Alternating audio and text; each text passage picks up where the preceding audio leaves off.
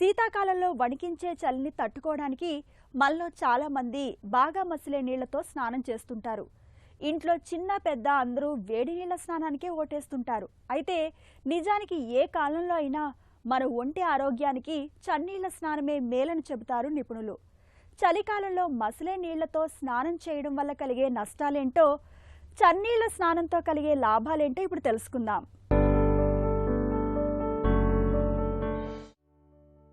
చలికాలంలో ఓ పక్క చలి మన ఎముకల్ని కొరికేస్తుంటుంది. ఇలాంటప్పుడు వణికించే చలిని తట్టుకోవడానికి మనలో చాలామంది వేడి నీళ్లతో స్నానం చేయడానికి ఉత్సాహం చూపిస్తుంటారు. కానీ ఇది ఎంత మాత్రం మేలు కాదు అంటున్నారు ఆరోగ్య నిపుణులు.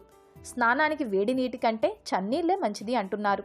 ఎందుకంటే వేడి నీళ్లతో స్నానం చేయడం వల్ల శరీరం మొత్తం విశ్రాంతి పొందుతుంది. దీంతో నిద్రమత్తు కమ్ముకొస్తుంది. ఫలితంగా రోజంతా అలసటగా ఉంటుంది. ఇక ఆఫీస్లో పనుల్లో ఉన్నవారు ఈ ప్రభావంతో బాగా ఇబ్బంది పడతారు. కాబట్టి స్నానానికి వేడి నీళ్లను ఉపయోగించడం ఏమంత శ్రేయస్కరం కాదు. స్నానానికి చన్నీళ్లను ఉపయోగిస్తే ఆ ప్రభావం శరీరంపై ఎక్కువగా ఉంటుంది.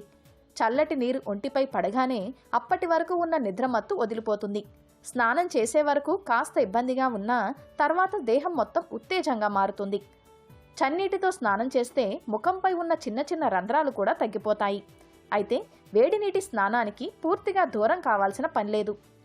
ఇంట బయట పనులు ముగించుకున్న తర్వాత సాయంత్రం వేళల్లో వేడి నీళ్లతో స్నానం చేయడం మేలు.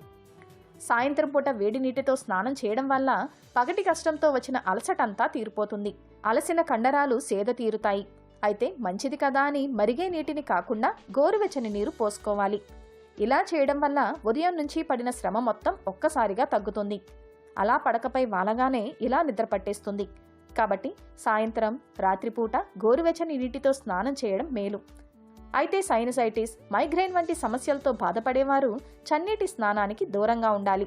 చన్నీళ్లతో స్నానం చేయడం వల్ల ఈ సమస్యలు మరింతగా పెరిగే ప్రమాదం ఉంటుంది. కాబట్టి వీరు గోరువెచ్చని నీటితో స్నానం చేయడమే మేలు.